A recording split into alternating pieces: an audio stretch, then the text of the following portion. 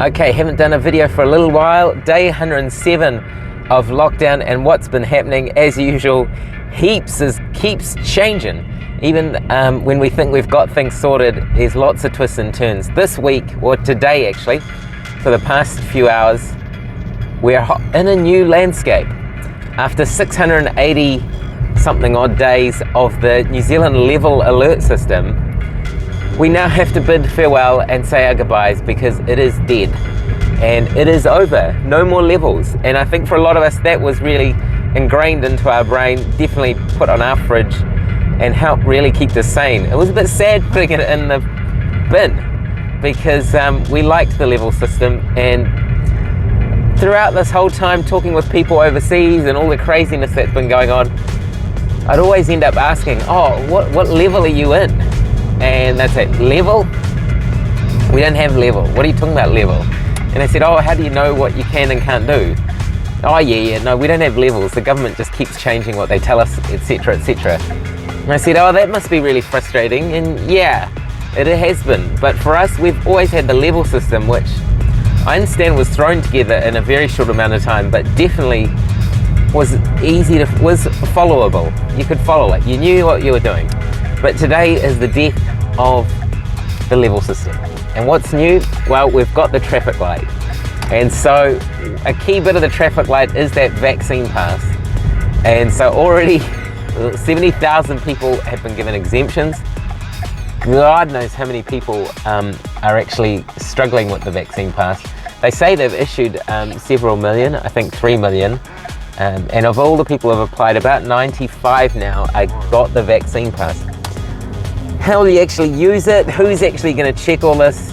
That remains to be seen. It's a whole new way of doing things.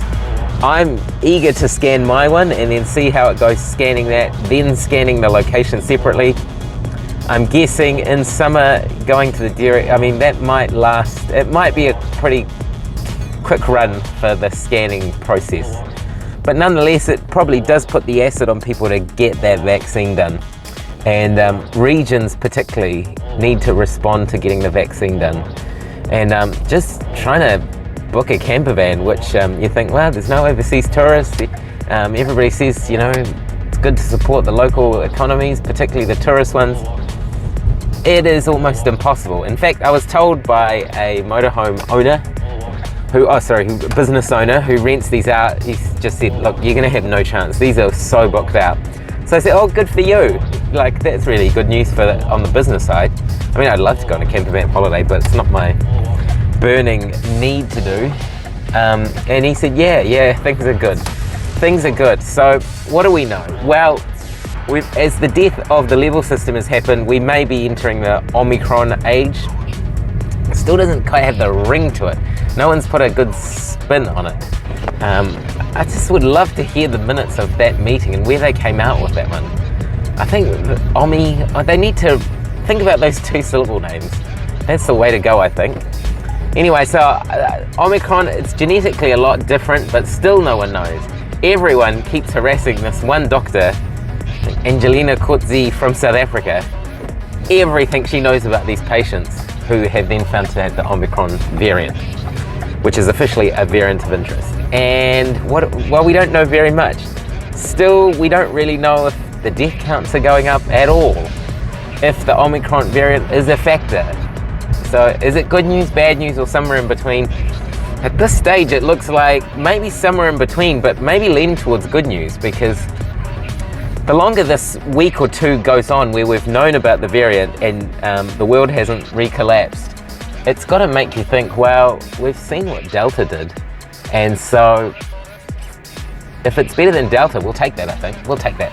Certainly it's still spreading a lot faster in areas that there has been Delta. And the World Health Organization, well, the history of record will show, even amongst the pro-vaccination, pro-mask wearing medical community, they have not covered themselves completely in glory. And that's understandable to some extent, because they have to make big decisions really quickly, big organization, but certainly some things they definitely did get wrong. Was one, not being in favor of the restricted travel initially. And you'd have to say Trump was right on that front, and he closed borders to China, and that was a good move and bought a hell of a lot of time and probably saved a number of lives in America and beyond, South America, Canada, everywhere. And also the World Health Organization's investigation into the whole Wuhan lab has not been completely transparent. The bits and pieces that are leaked or told to the media don't sound very reassuring about what's gone on there. And yeah, they have to represent member states, and that China's a big member state donator, so yeah, it is complicated. But what are they doing with the Omicron? Well, they've been really quick to say we should think about closing these borders, and countries have. Now, is that the right move? Nobody knows, but certainly one of the doctors who's seen Omicron patients, of which there are about, it seems like it's all based on this one clinic in South Africa, and these one doctor from one setting and one doctor from another, but she's quite vocal in saying you can't just close borders to the whole of Southern Africa, which is basically, I guess you'd say, the whole of Africa eventually. I remember this in the first round. It was, first of all, you're only high risk if you're from this part of Italy or New York. Then it was Italy, Middle East, then New York. Then North America, Italy, yada, yada, yada. We were always, quote, one step behind, and definitely not ahead of the curve at the outset. So maybe the World Health Organization is saying, right, this time we know we got this wrong. Let's go really hard and fast, and let's say remove the borders. But they may have overcorrected here. We're yet to see. But what if Omicron is the variant at this stage? It seems to be. It's quite different. It seems to be super highly transmissible. Doesn't seem to cause respiratory problems as such. So the burden on intensive care units may be completely different. And we don't know about the mortality, but you know, they're not lining up big freezer trucks at this stage. We don't know about the vaccine escape, but maybe it's less relevant if the illness isn't actually going to cause immediate consequences like respiratory failure and death, and also the long-term stuff, which we won't know for ages. So yeah, so they're in a position where they're damned if they do and they're damned if they don't. Anyway, they put South Africa on the blacklist. I feel a bit sorry for the South Africans because, you know, there are other countries with the alpha, beta, or all these other variants, and they never said, you know, they said economically you can't do this to countries because the impacts of trade and poverty and human well-being if you just up sticks and don't allow these planes to land is massive. Well, I presume South Africa has got a pretty good case, and Southern Africa, to say, look, you can't just cut us off. You have to make a reasonable decision here. But at this stage, they seem to be sticking to it. So we'll see what happens. But I hope that common sense prevails here, because they need to review these decisions because they're huge, especially if everyone else closes ranks. And this is the really confusing bit, and I have to be honest, I tried to do a deep dive. Well, I wouldn't call it a deep dive, just a bit curious about where are these links with the conspiracy theorists? More from well, you know, it's good to know what people are talking about, even if you don't subscribe to it. And I've got good confidence I won't be sucked in, but just to know where are they coming from and understand more. And so one of the main threads it seems to be found, probably people know a lot more on this than I do, is that this is part of what they call globalist agenda, New World Order. And I just want to know how people are linking this, because the quote made up virus has ended up everyone not traveling at all, less planes, more people are thinking let's support local, let's look after our own. So I don't know how this fits into like this New World Order globalist agenda. There's no more countries, no one's allowed to think everyone has to do everything the same. Anyway, I'm sure there's some good mental little stepping stones that you can get there, but it doesn't make sense to me. And this Omicron thing adds further, like, what? Like, if globalists wanted us all to be as one, why do they keep dividing? This thing kind of divides us. If it was man-made, this seems like a really bad way to do it. Anyway, it's really hot in Auckland. That's why my phone keeps overheating.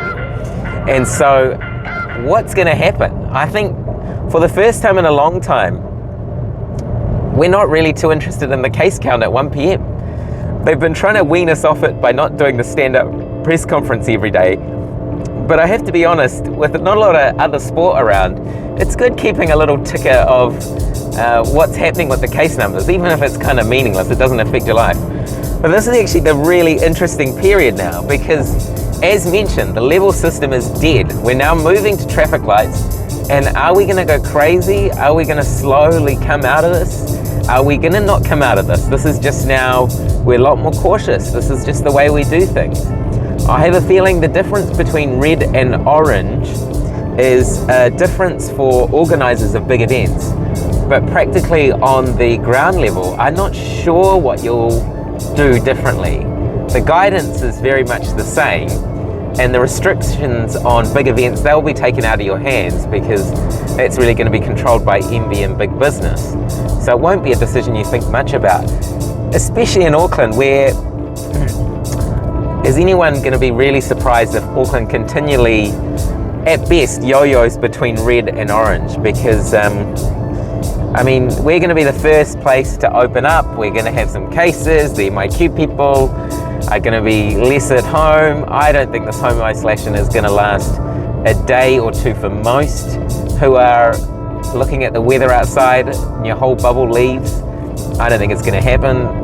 The deportees from Australia, yeah, they keep coming and getting up to mischief, so who knows? But I think this period is actually super interesting with cases, and these cases in Auckland cases now probably are going to be seeded throughout the North Island, so it's going to be really different, because at this stage, we got 180 cases, and by the way, 85% of them in Auckland, and I think everyone goes, whew, Auckland's got COVID, we get it. But what if they go, we got 180 cases that were really from Aucklanders, but they're now turning up in the Coromandel, they're turning up north of Auckland, etc., etc. So once again, this is a fascinating time, and this experiment has not been run exactly like it's going to be run in New Zealand. So how are we going to behave?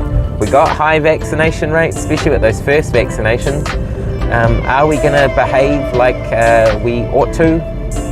I think masks are going to be difficult when the weather's good. I think hugs are going to be difficult not to do when the weather's good. I think pass scanning is going to be difficult if there's a big line of people and the weather's good. So we will see. No one knows, but sad day in a way that we're losing the level system, but I guess an upgrade with version 2.0 and the traffic lights. And red light starts today.